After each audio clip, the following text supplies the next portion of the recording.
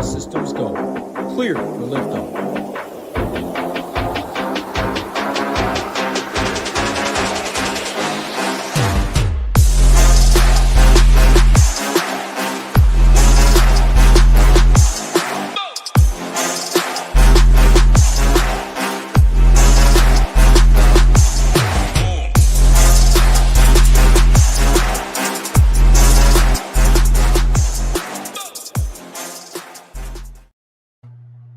What is happening, SHIPIT family? It is your boy, Belman 967.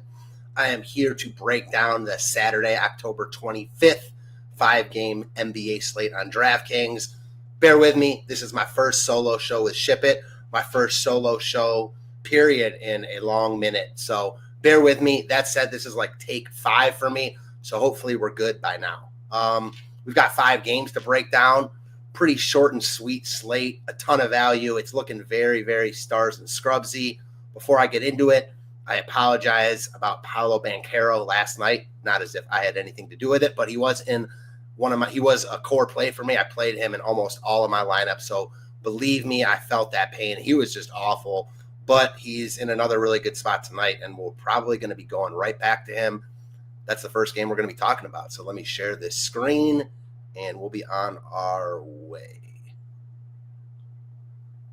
All right, sweet. So first game we got is Chicago at Orlando. As I mentioned, Paolo Banchero in the first game of the night. He's going to be in a really good spot and a nice tag. But first we'll talk about the Chicago side. So there is this kind of the overview of the slate. There aren't a ton of great spend-up options, but we have Jokic, we have Shea, and there is just so much really good value kind of scattered throughout different teams that's going to kind of be the focus of the slate, at least from my perspective, as of 10 to noon Eastern time, hours before the slate actually starts. But if anything, I think we only get more value as the day continues. So I think it's definitely going to be a spot where we're going to be looking to want to go stars and scrubsy. Starting with the bull side. So I think the main piece, and as you can see from the stone right here, which is what I'm sharing, there are some guys that look good here. I don't really think there is anyone on the Chicago side that is a must play as of right now. I think the Orlando side does look better. Now, coming into the year, Chicago might be a team that we'd want to back off because of the matchup. That is not the case. Orlando is playing at a much faster pace than they were last year. I don't think it's because of the Desmond Payne addition, but certainly new personnel. They're just playing faster. So the Bulls are in a better spot than we otherwise think they might have been before the season started. Now, it's only been 2 games, so take that with a little bit of a grain of salt.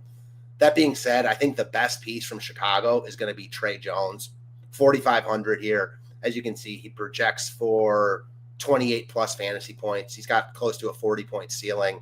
His brother on the other side of this game looks better at 3,500 with Jalen Suggs out. But I do think Tre Jones looks like a more than reasonable piece of Chicago.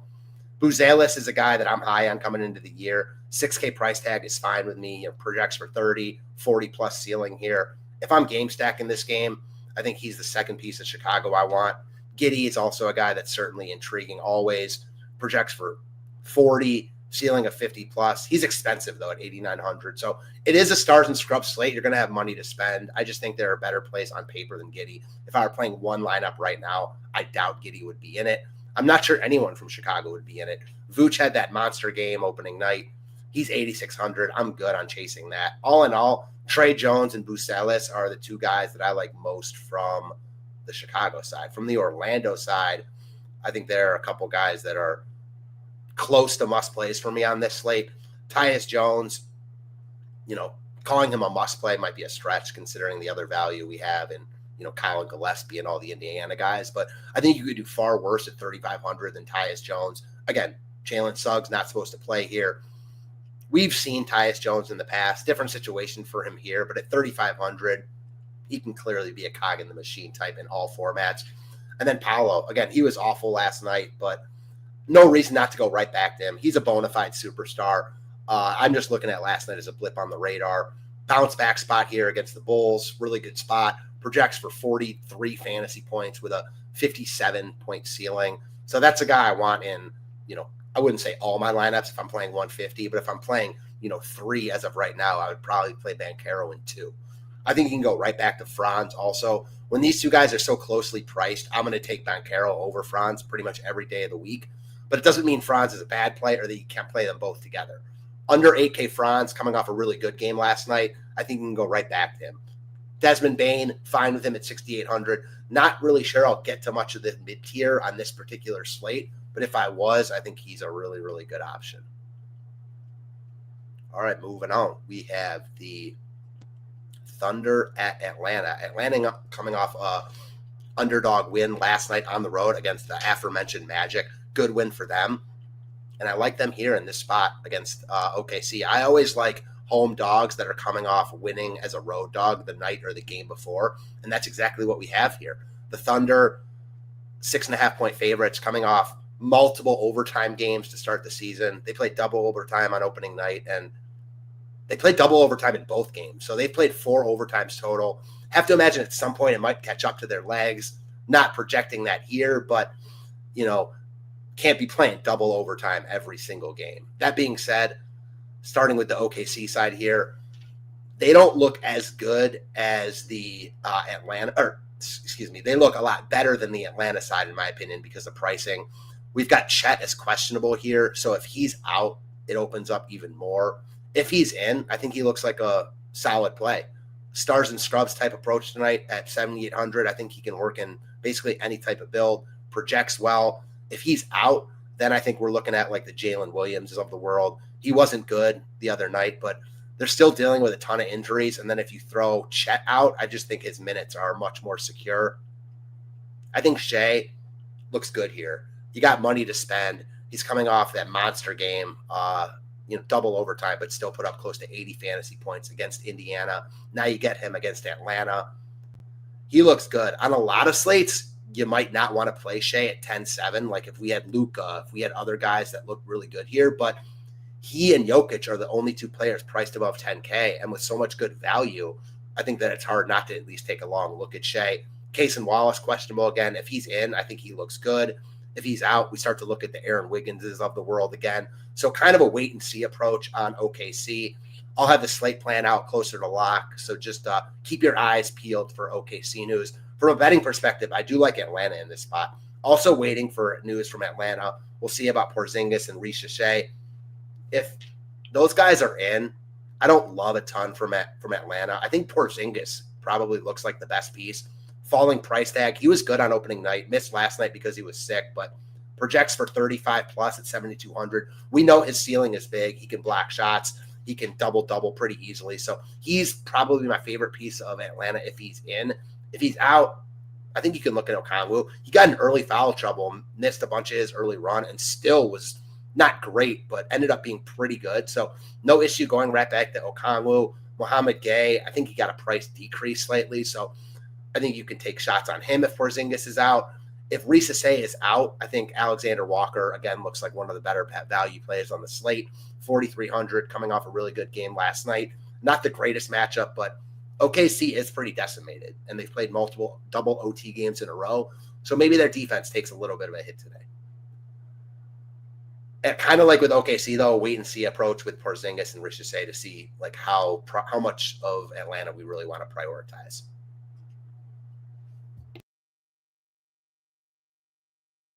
Moving on to Charlotte and Philly. This is a pretty good game from a DFS perspective.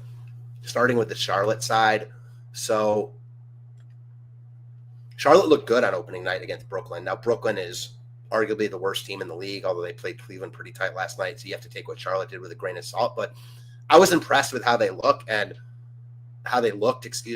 ultimately, this team has a ton of talent. They haven't put it together, and they haven't really been healthy all at once. But when you're talking about LaMelo, Brandon Miller, and Miles Bridges, all top 10 picks on the court healthy, I'm not going to be surprised if they have a decent year if these guys are all healthy. As far as DFS goes for tonight, I don't love any one of them. They're sharing the wealth here. I think LaMelo is going to always be the top option, but, projecting for 47 fantasy points at 9K. I like him as a tournament play. Again, I think you're going to have money to spend tonight.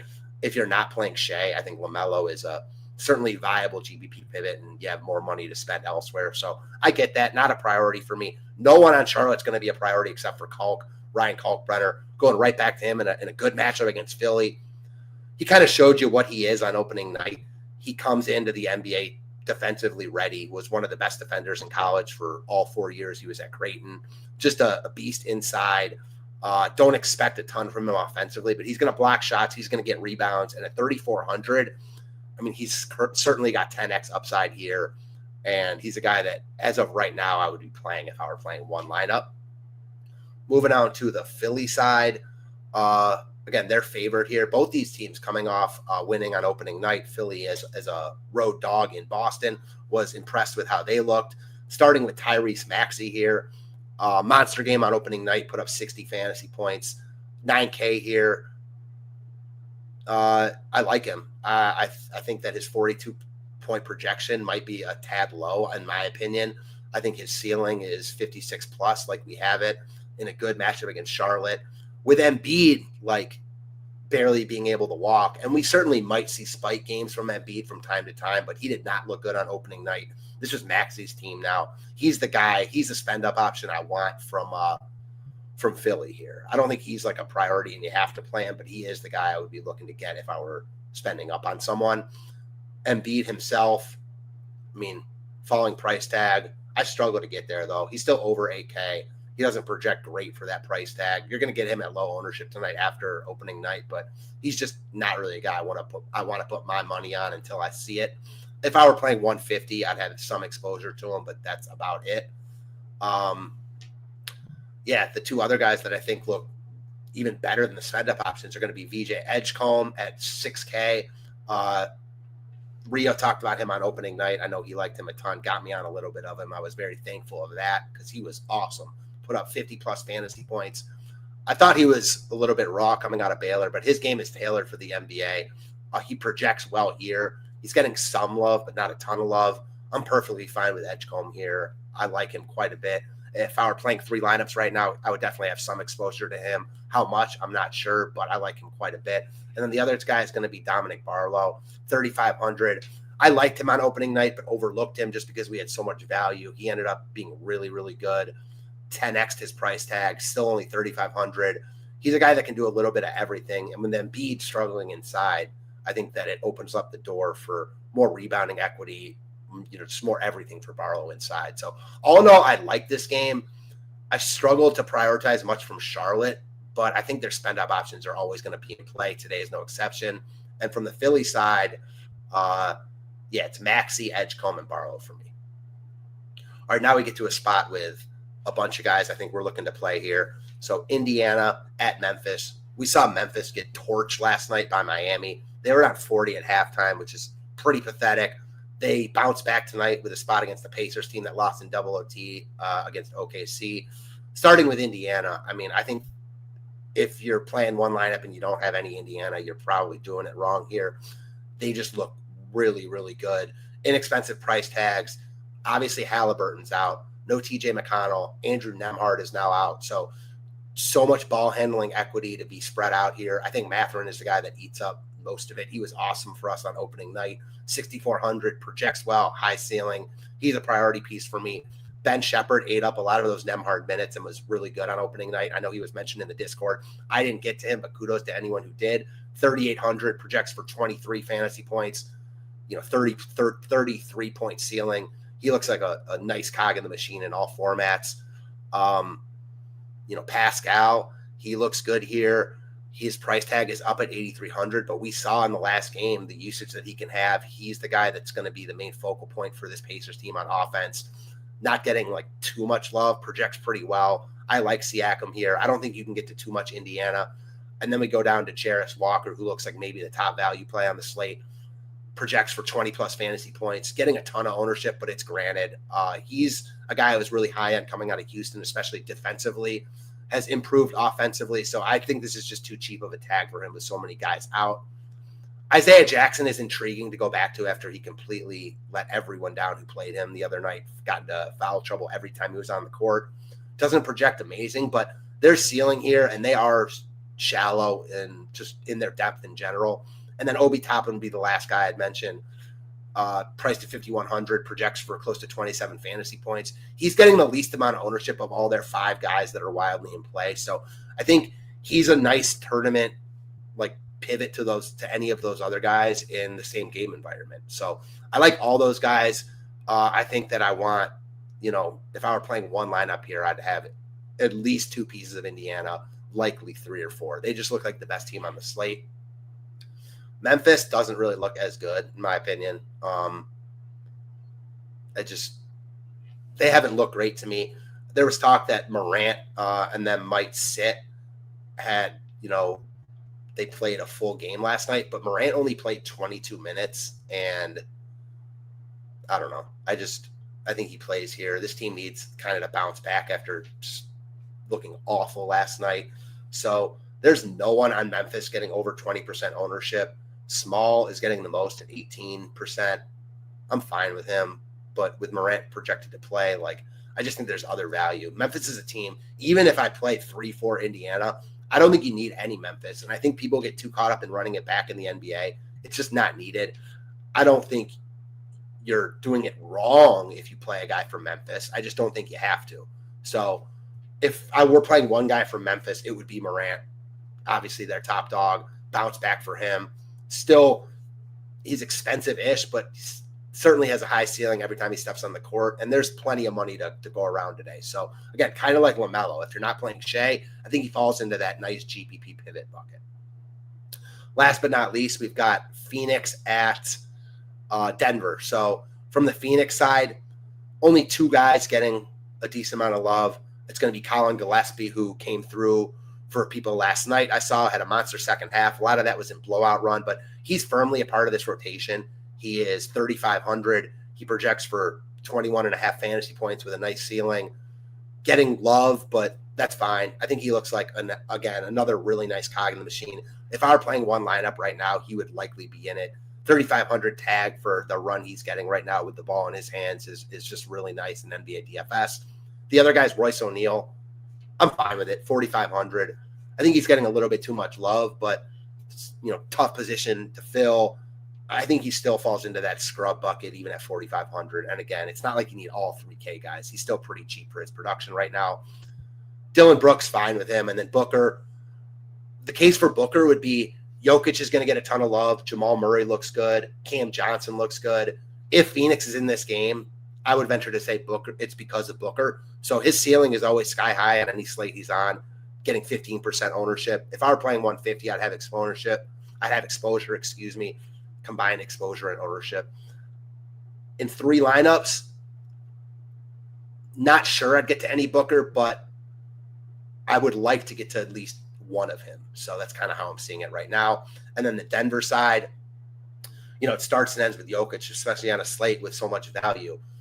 11-7, fair tag, probably a little bit too cheap.